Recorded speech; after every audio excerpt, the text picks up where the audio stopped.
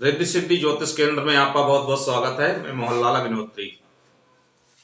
मित्रों, आज आपको बताते हैं नक्षत्र कुंडली की एक अलग शान बनाता है। नक्षत्र डिपेंड करता है व्यक्ति सर्विस करेगा कि बिजनेस करेगा या कौन सा बिजनेस करेगा, लाइफ कैसी होगी, इनके सबके पीछे छुपा रहता है नक्षत्र। अब नक्षत्र जैसे नक्षत्र आपका सपोज कर लीजिए कृतिका है, तो उसका मालिक कौन है? सूर्य। अब आप जब पैदा हुए तो नक्षत्र सूर्य आपकी कुंडली में कहां है? 10वें घर में। तो आपकी कुंडली में नक्षत्र 10वें घर में पहुंचा। अब वहां पे ये देखिए अंतरदशा किसकी में जन्म हुआ है, तो चलो बता दे रहे हैं। मंगल की अंतरदशा है और मंगल बैठा है चौथे घर में, यानी वहां और वहां। तो एक तो 10वें घर पे सूर्य, चौथे घर में मंगल, दोनों की आमने सामने की दृष्टि व्यक्ति में दोहरी ताकत रहेगी जिंदगी में। दूसरी चीज, बोलने का माहिर, पढ़ने में पीसीएस आईएएस से कम रेंज नहीं लगाता है, भले ही आईएएस की जगह बाद में वो पीसीएस ही बने, क्योंकि चतुर्थ मंगल नीच हो जाता है। लेकिन मैं पीछे भी बता चुका हूं कि चौथा मंगल नीच होगा पर राजयोग कारक होगा, और वो राजयोग बनाता है मंगल। फिर आपको चौथे और 10वें यानी कि दोहरी टकराहट है। अब छठे घर पे कोई ग्रह बन जाए तो अमूमन सरकारी जॉब। वैसे हम मंगल से ही समझ ले, चौथे मंगल वाले ज्यादातर व्यापारी नहीं होते हैं, अमूमन गवर्नमेंट जॉब में ही जाते हैं।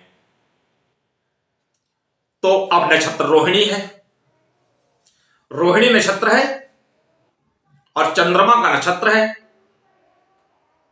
अब चंद्रमा कुंडली में कहां बैठा है? चौथे घर में। योगादि योग से शुभ है।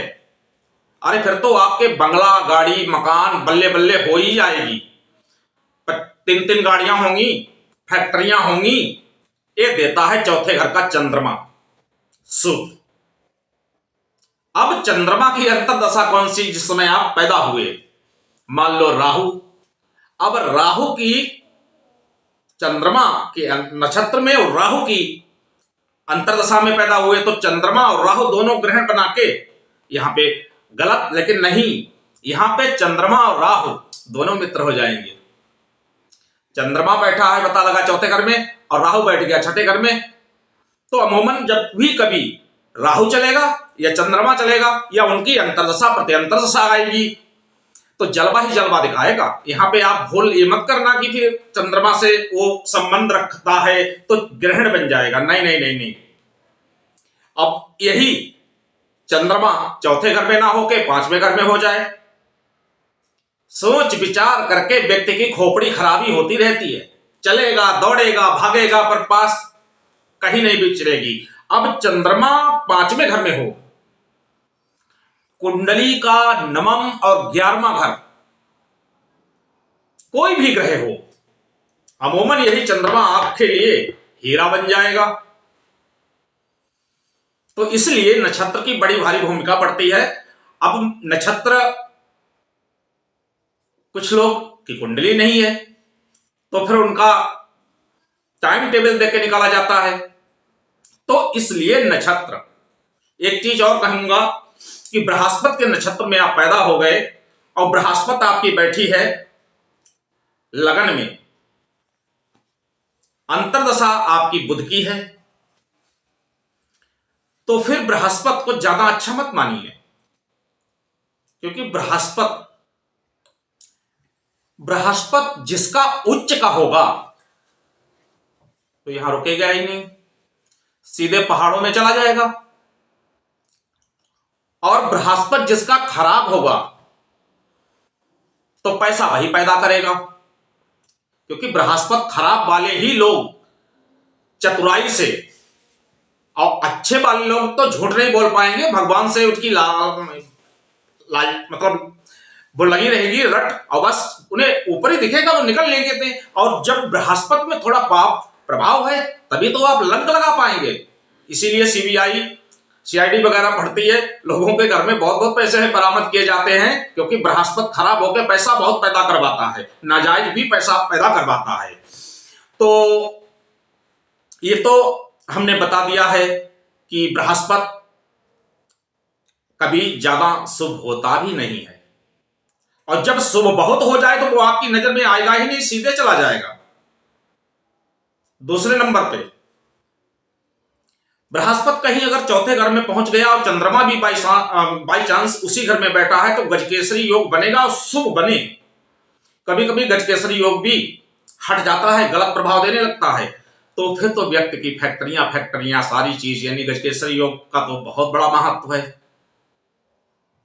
तो लेकिन थोड़ा और देख लीजिए, क्योंकि लाल किताब में एक चीज बोली गई है, उसको मान के चलना बहुत जरूरी है। कि ये तो हमने बता दिया कि गजकेसरी योग, अंगारक योग, ये आगे चर्चा करेंगे।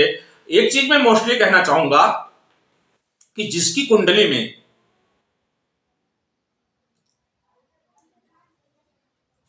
12वें घर में राहु हो और छठे घर में केतु पड़ जाए, और कहीं शुक्र भी छठे घर में हो, तो ये मंगल हो 12वें घर में, तो ये अल्पायु योग बहुत बड़ा होता है। और पूरे घर में, घर के लिए, जैसे एक की मृत्यु हुई, पता लगा 2-4-6 महीने बाद दूसरे की मृत्यु हो गई, ऐसा योग घटित करता है। लेकिन फिर ये योग है, ये ऐसा नहीं है कि कोई योगी हो, पर और भी तो ग्रह होंगे, वो कहां पड़े हैं, कैसे पड़े हैं, उनको देख के अनुमान लगाया जाएगा, तब फलादेश बदल भी जाएगा। अभी जल्दी की बात है कि मेरे पास एक सज्जन आए, उन्होंने अपनी कुंडली दिखाई, मैंने उनकी कुंडली देखी, कुंडली देख के मैंने बताया 5वां चंद्रमा, 9वां और 11वां का घर दोनों भरे। मैंने कहा भाई ये तो बड़ा कमाल है, आपके तो किसी प्रकार से बहुत अच्छी कहानी होनी चाहिए। बोले पंडित जी हाँ, आपके आशीर्वाद से 10-20 करोड़ रुपए बनते हैं। तो ये होता है कुंडली का योग। और जहां कहीं चंद्रमा और गुरु को देख लिया, पता लगा है राजकीय योग बन गया, गजकेसरी योग बन गया, तो उसे देखना भी पड़ेगा कि गजकेसरी योग शुभ है या अशुभ है, क्योंकि गजकेसरी योग वाले रिक्शा भी चलाते हैं, मजदूरी भी करते हैं। तो अभी बस यहीं तक नक्षत्र दिलाता है, बहुत सफलता बता देता है व्यक्ति का कहां पे जाएगा भाग्य। इसी के साथ आज हम आपसे विदा लेते हैं, नेक्स्ट वीडियो में मिलते हैं आपसे, तब तक के लिए नमस्कार।